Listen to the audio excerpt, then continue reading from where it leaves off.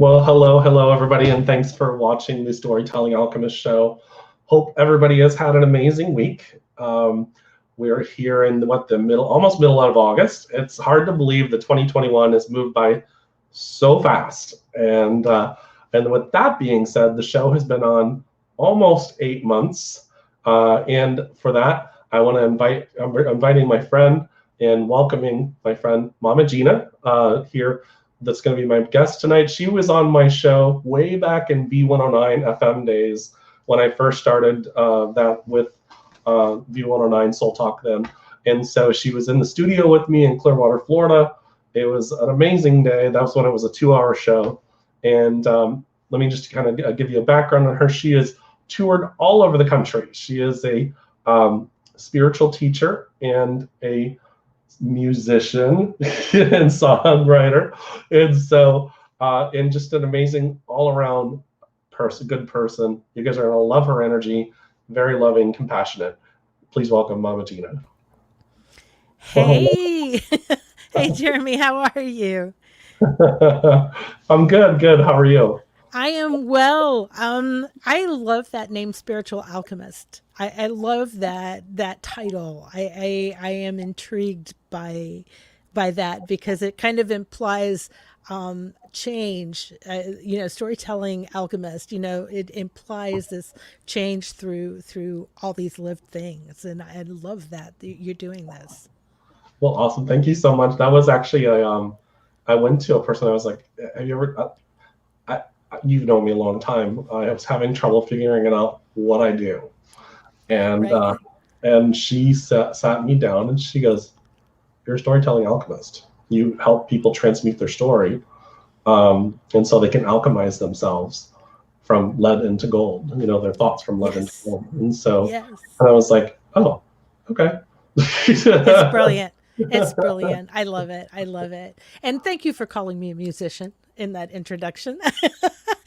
We were talking right before the show went live, and that's one of the things that I have struggled with. Part of my story, that I am very, very comfortable with my spiritual journey and sharing that.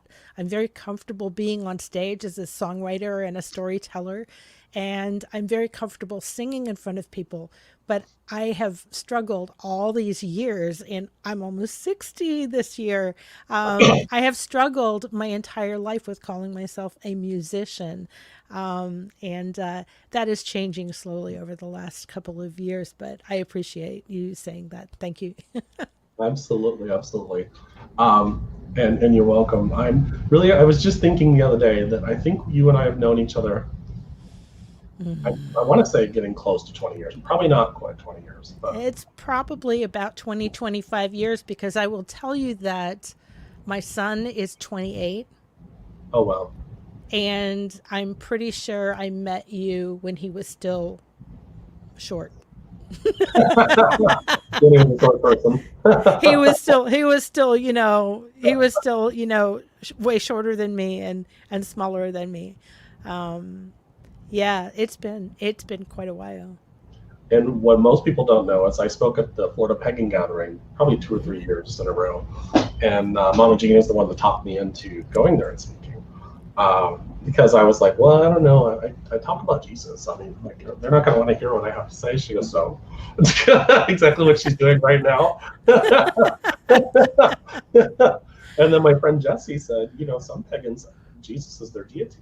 That's right. That's right. And There are Christo pagans out there, and it's an interesting mix.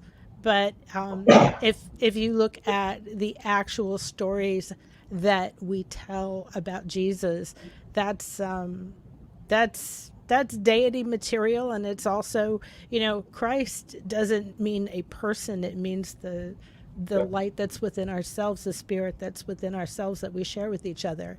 And so, yeah, yeah, definitely. that's something that maybe we could go into because I've been really doing some deep healing work for myself. But we were talking about before the show, people needing hope and, the heaviness that has been going on over the last year or 18 months or however long we want to say.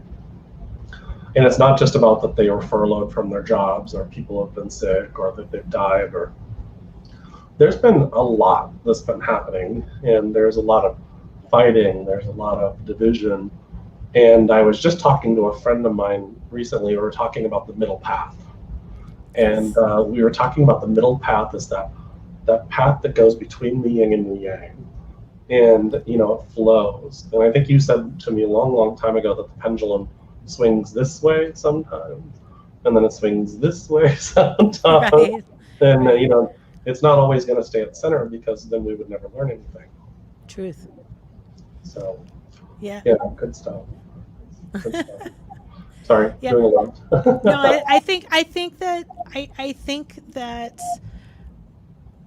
part of my reason for being here is to observe and to watch, to witness what other people go through. I've been very fortunate in my life to be able to take that step back from what everybody else is embroiled within, and stand back and get a long range view, to get that whether you want to call it a bird's eye view or whether you want to just call it a long range view, whether it's time or emotional or whatever it is. I have a tendency to be able to step back and witness that thing and then make sense of it. Part of a lot of my songwriting is like that. It's welcome to my therapy session. This is how I process. This is how I process my stuff, but it's also how I process everybody else's stuff. And I've been very fortunate in my life to be able to do that, and that requires that while everybody else is taking sides, that I need to be open and to listen. And it's not easy sometimes to be in that position where you're simply listening and hearing each person's heart, no matter how far or close it seems to you and to your own beliefs.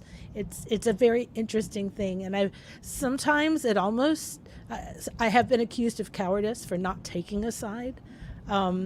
Believe me, I take sides personally for what I need to do for myself and my family, but understanding that you can listen to people and give them voice and hear them, which is, I think, what most people want more than anything else. They want to be heard. They want to tell their stories. And most of the anger and the frustration and the rage that I hear is because they haven't been heard the way they need to be heard. And so I think that part of why I'm walking this physical plane is to listen to people. So like the inner child needs to be heard, so to speak, you know, and whatever it is that they're upset about, it's generally because that child or inner world hasn't felt loved. Right. So hasn't felt heard. Yeah. I find, at least for me, that having that kind of communication with people, where I do most of the listening, for somebody who is a songwriter, and I know you've mostly seen me in situations where I'm doing all of the talking or 95% of the talking in the classroom, but honestly, I think that a songwriter, that a storyteller, their greatest talent is listening, because that's where we find the stories, right? Yeah. Well, and it's too because the story and whatever's going on in somebody, there's a story that causes emotional responses within people, and that's how they act out in the world. It could be, I'm a winner, you know, it could be, I'm a loser. Yep. You know, I'm not attractive enough, I'm not good enough. All those things, they prevent us, you know, those whatever story is how we act out in the world. And then some would say how you attract your world or create your world, you know, yes, and how it unfolds for you. So change the story, change your life, I guess, so to speak. Exactly. But in order to change your story, I think that you have to have effective ways to communicate that story before you can even understand it sometimes. I often don't even know what story I'm going to tell until I pick up the pen and start writing. or until I sit down with a friend and I say, I just had this crazy idea. And a half an hour later, we're talking through this idea. And I think that goes with people's very personal stories as well, that some people were never taught how to communicate that. So they can't possibly change it because they don't even understand their own story or how to tell it. And if you can't do that, I don't know how you can transcend that and change that into something else. It's like they don't have the skill set. It's one of the things that I do with a little bit of counseling that I still do. I read tarot and do some other stuff. I don't even read and tell people what to do anymore. I stopped doing that a long time ago.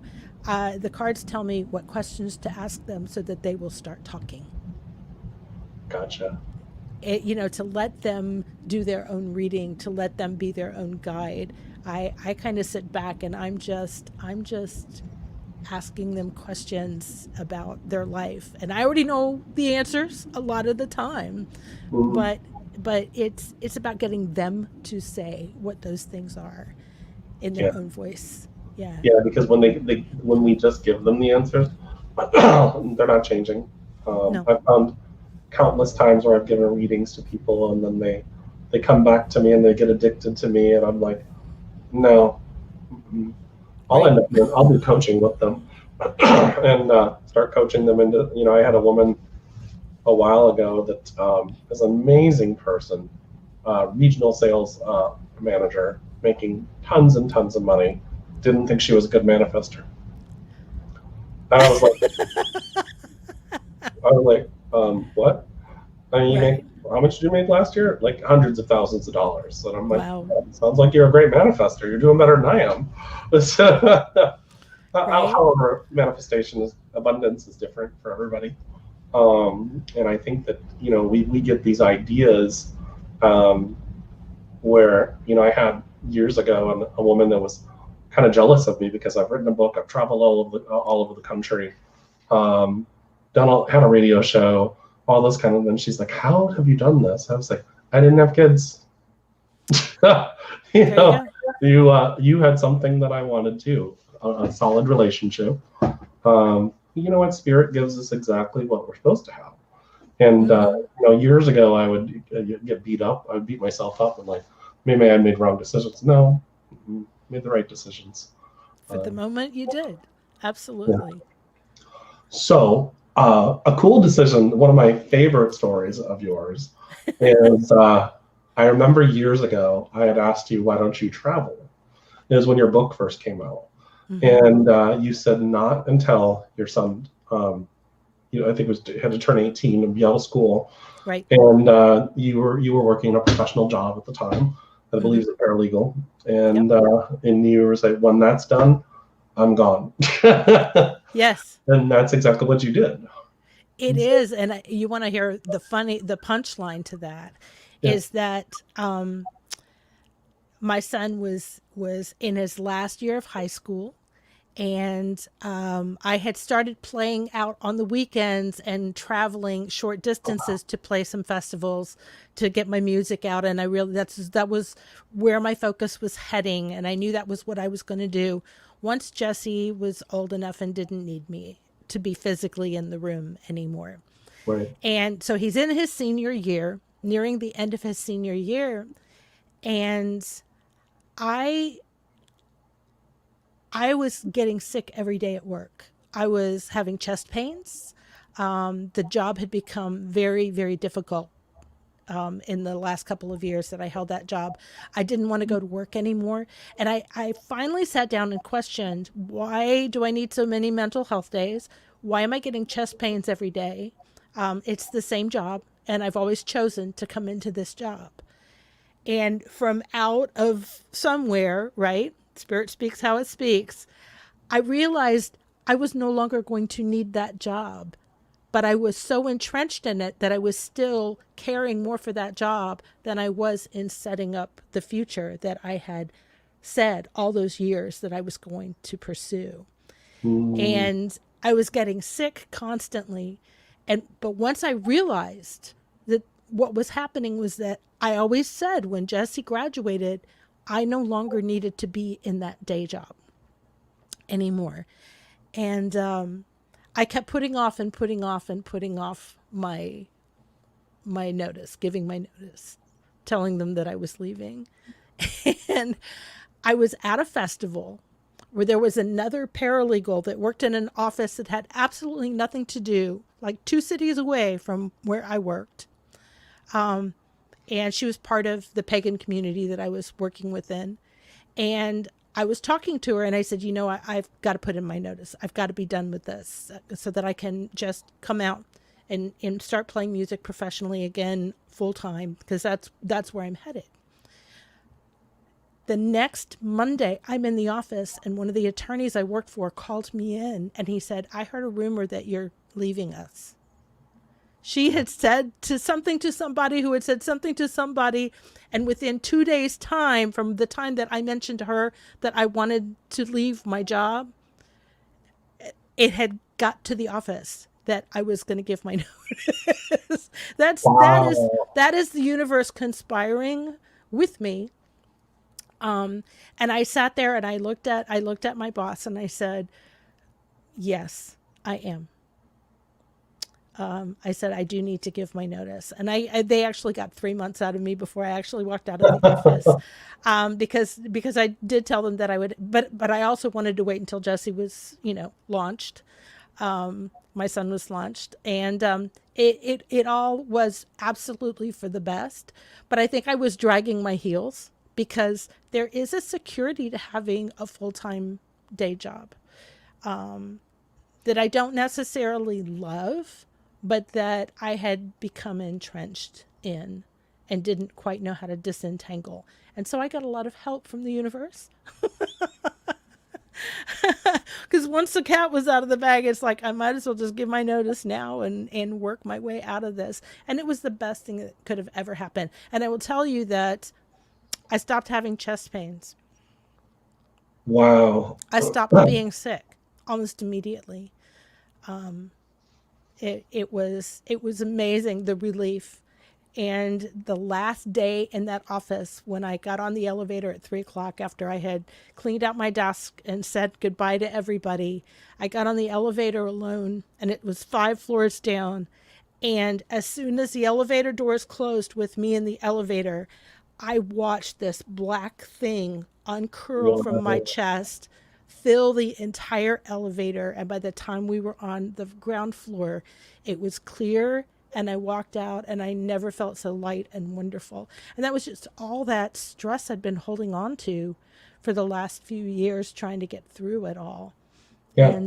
And doing something that I chose to do to raise my son, because he's a Cancer and he needs all of that stability and that link to home and everything else. And so I wanted to raise the child that I had, not the one that I wanted to be a free spirit, because he was not. He was not that free spirit, right? But it felt so good to walk away from that. And the office wasn't toxic. They were wonderful people. They were all good people, but it wasn't where I belonged anymore. I do understand that. I've been a corporate trainer now for 24 years. Wow. 25 years, managing training departments and stuff like that. And I stepped down as a training manager and took a job as a consultant this year so I could have more freedom. Good for you. And really what it comes down to is, like we were talking about earlier, watching people inspired and seeing their souls sing, and yes. My writing is my therapy. And watching people find peace and healing in that. That's what I really think that we're only here on this planet once. Well, right. Some say we of course we have reincarnation, but this incarnation of me yes, is only here once. And so before somebody starts making a comment about reincarnation, right. Because they will. But well, awesome. So I know we were talking about, because of all the spikes that are happening, a lot of things are being canceled, which of course we understand. I imagine your goal is the same as mine, to start getting back out there. speaking and stuff like that. So I'll probably be contacting you about spirit pegging gatherings and Yeah. um, I am so looking forward to getting back out on the road because I do love traveling. I just had this conversation with someone in an audio mixing group that I've been dealing with for the last year and a half that I've been taking classes in, and they were saying, "Why do you love the road?" I said, "I love meeting new people and I love saying goodbye to them."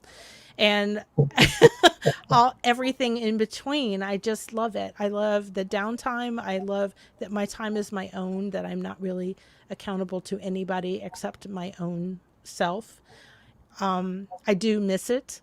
But the last year and a half, once I saw everything collapsing at the beginning of 2020, when all my gigs started disappearing on the calendar, I realized that I had a 5-year plan last year before COVID. I had a 5-year plan, and that 5-year plan was, by the time I'm 65, I'm probably not going to want to travel 9 months out of the year, because that's what I was traveling for the last few years.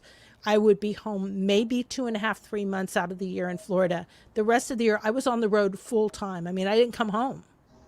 I right. just went from one place to the next and, did what I had to do. And I absolutely love that style of that lifestyle. But I was home and I realized my 5-year plan was to build a home studio so that I could start recording and doing things at home, and maybe crafting music at home because it was too expensive for me to keep going into the studio because I crank out a CD every year at least. Right. And not that I don't love my friends that have studios in Tampa, but it just is a big out of pocket expense. Yeah. And I thought, well, I'm going to get all this nice gear and I am going to have to take classes because it's something I really know nothing about, this skill set. Well, that was my 5-year plan. COVID showed up and it became my 1-year pivot. Um, and I just finished, I just released She Walks the Stars, which is an incredible. This is not me doing this. It's the best thing I've ever done musically in my life. Wow. This album is, it's it's full of hidden kabbalistic gems that nobody would know, and it wouldn't bother them at all to listen to it if they didn't know anything about Kabbalah. But the whole thing is it's a story set 30,000 years in the future, and the musician that is the center of it, Ava, She Walks the Stars, is she's not wired for happy, so she has to figure out how to maneuver in the world. She's a very depressive kind of person, Wow. which is completely unlike me. And I'm not going to say I channeled her, but I channeled her. And Ava is she finds love, and she dies in the end. And all of the music is about love, unconditional love, light, gravity, quantum entanglement. It's simply one of the most beautiful things that I've ever written. And it's very modern compared to most of my folk stuff because I had the access to all of the really cool tools in the computer while I was recording and producing the CD. That's so And exciting. yeah, it's really exciting. I'm already working on new music, and I am so excited to have added this skill set. I'm still taking classes. I'm still part of the school. That won't end anytime soon because I still have an awful lot to learn. But I've learned enough to be able to produce some really quality music, and it's very thrilling. And it means that if this continues, or in the future when I can't travel quite as much, that I will have a small studio to bring in singer-songwriters who don't have the ability to record themselves, and that'll give me a second kind of income and a way to stay engaged musically with my community. So I'm kind of excited about it. That is very exciting. You've always been multi-talented, and even back from teaching Kabbalah, back in and we were just talking about Blessed Be in the store here Right. in Tampa, and your book, Tarot Spreads, Tarot threads, spreads, and mandalas. Yeah. and, because that's been out for what, a good 14 years now? Yep. Long time. Long time. So Yeah. very, very cool. So I was gonna maybe see if you could play a song, but I don't want to put you on the spot. I would be happy to. Hopefully the sound quality will be pretty good. I know sometimes when we do these things, we get a lot of fencing, but we're going to give it a shot. Hang on just a minute. And actually, you're not putting me on the spot because I was thinking about storyteller, alchemist, and so I have a song that I wrote about a year and a half ago, 2 years ago, that is a song about songwriting and about storytelling. So that should work out. Perfect. Let me move this mic just. Can you still hear me okay? Yep, I'm gonna mute myself though so that it doesn't give a feedback. So You got it.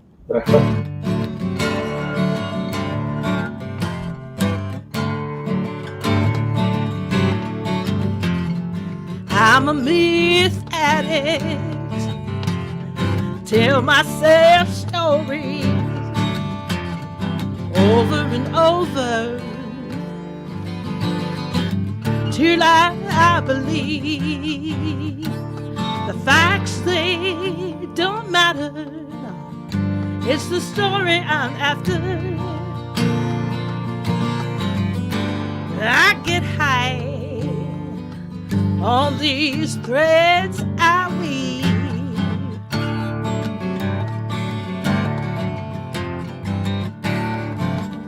I'm a princess, runs with dragons. I'm a kind and benevolent king. I'm the madman, run from the forest, and I am the wizard who knows everything. I'm the drunk in the alley, so broken, and I'm the child who does everything wrong. Your stories and mine are so sweetly entwined. You hear yourself in my song. I'm a myth addict. Tell myself stories over and over till I believe the facts, they don't matter, no, 'cause it's the truth that I'm after. I get high on these threads I weave.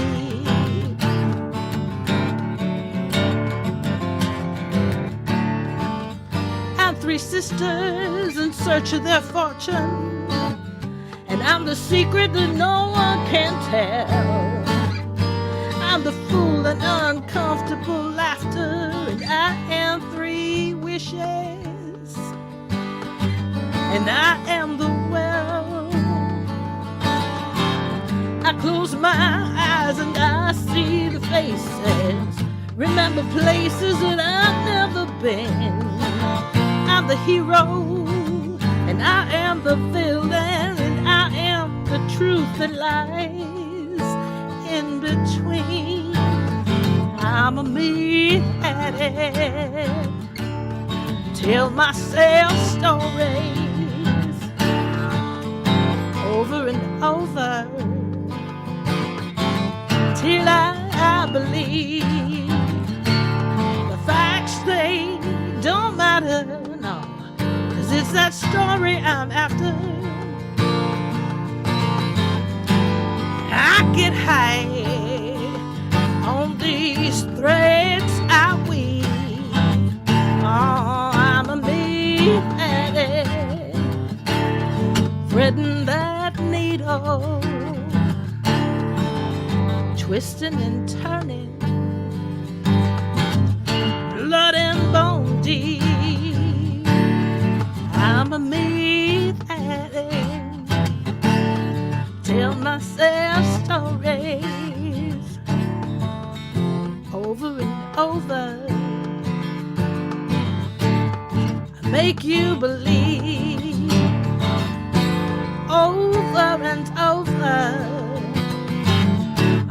make you believe over and over till I believe.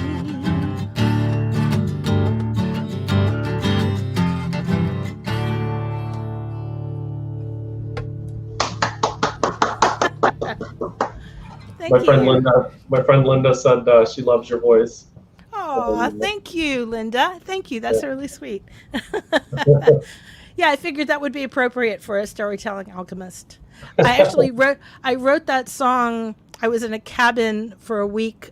Somebody had offered me the use of their very, very rustic cabin with like no running water and no facilities, essentially, up in the mountains, in the Blue Ridge Mountains, Oh a wow. couple of years ago, and it was lovely and it was wonderful and it was bitter cold. There was propane, so there was heat, and it was just like a little kind of open space, tiny house kind of thing with a bed on one end, and there was a rocking chair, which was the only other place to sit. And the rocking chair had arms, and it's really hard to play a guitar in a rocking chair. And so I spent I spent days playing that riff, but all like hunched over in that rocking chair. But It's funny. yeah, it was funny. That sounds like my So friend Sylvia Bogart's tiny home in the Blue Ridge Mountains in Kentucky. yeah, it's breathtaking, and it's so, you know what, that's one of the reasons I love traveling, is because I get those opportunities that other people don't seem to have available to them, and they just kind of fall in my lap, where somebody will say, I've got a house on the lake that's going to be empty for a week, while I'm traveling from and to places, and they'll say, you're welcome to come and stay. And it's so wonderful to have those opportunities to see different parts of the country. Do you know you that know that is amazing? Because I remember in 2012 when I was on my tour of the United States, and people would message me and say, "Hey, would you like to come and stay and teach a workshop to my family? I can host you." And most of the time I'd stay in their homes and do healing work. And then I had actually once somebody put me up at a Marriott and rented out the conference rooms in the Marriott Nice. to their friends and family and do a book signing. So I mean, constantly people were messaging me and saying, "Hey, do you want to come and stay with me for a week?" Or always, and even still, like last year, somebody gifted me their cabin over by Orlando, and for a week, and I was gone, and it was those things were blessed. It's just one of those things. We really are. And I also think it's a really clear indicator that people appreciate what we bring Yeah, to them, what we can offer to them, because this is not what you and I do is not traditional in any sense of the word. Not here in America. This is not traditional.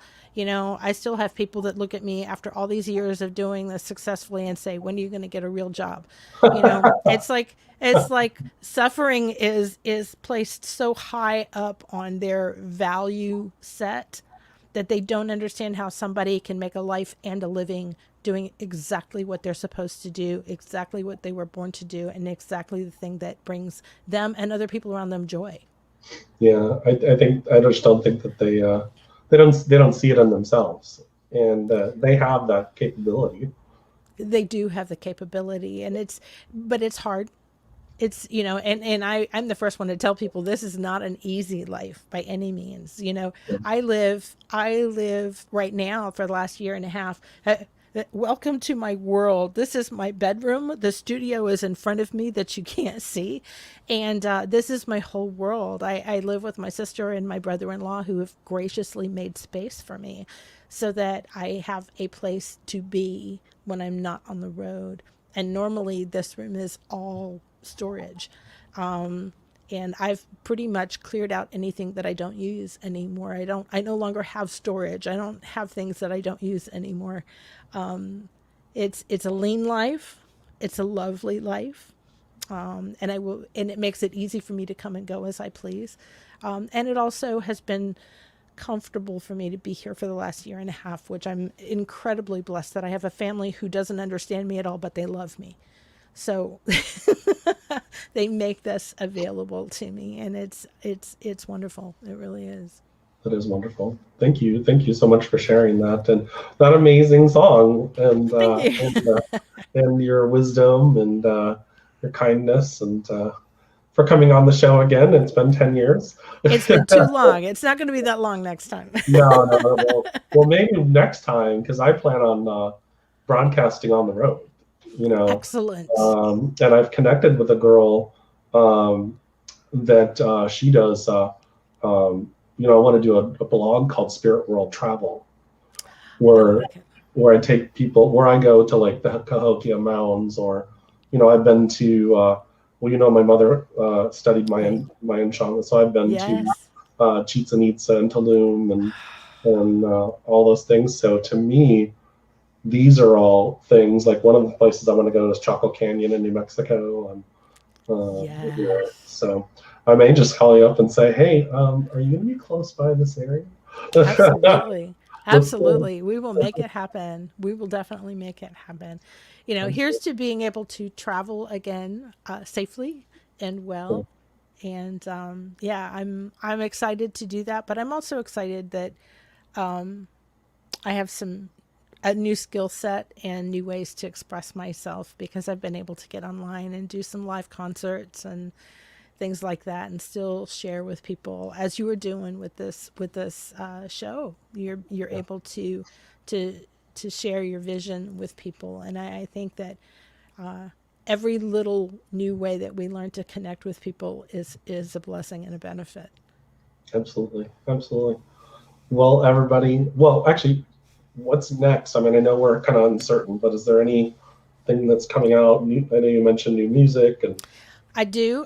She Walks the Stars just came out. I just got the CDs about a month ago, and I've been selling them, and they can find me there at mamaginamusic.com. They can also find me on Bandcamp, and those are the places where you can find my music. I also do some other kind of artsy, creative stuff. So if you connect with me on Facebook or at my website, you can find out about all of that. And I wrote a couple of songs last year in the midst of COVID that were songs about hope, that were hopeful songs, trying to find the bright spot in all of the crazy. I kind of went through about 6 weeks of what's the use, and then finally woke up one day and said, if I can't see it, I'm gonna have to make it. So I got up and started working again. But I've just written a new song called New Religion, where I reached out to my community, and I've got 85 voices singing in a choir at the end of this. That is just amazing. Wow. And it's a wonderful song. I never know if I write these things or if something writes through me. It feels a bit inspired, I will say that. But I reached out to my community so that I have a lot of voices on it singing in this big choir, and that should be released in about 2 or 3 weeks. So yeah, if folks reach out to me, they can get on my Facebook page or on my mailing list, and I will be letting people know when new music comes out, because it's coming. I've got 8 full-length CDs, and I'm getting ready to do a 4-song EP with this new music that I've written in COVID times. So yeah. Very, very cool. Well, everybody, thank you so much for watching, as always, 10 o'clock Eastern time on Wednesdays. And I know it's late for the Eastern people. It's not so late for the California people. And so it's one of the reasons why I do it at this time. And many more guests coming up in the next few weeks. And thank you, Mama Gina, for coming on the show. It's been very much a blessing. Thank you for inviting me. It was wonderful seeing you. Absolutely. Thank you so much, guys. Be blessed.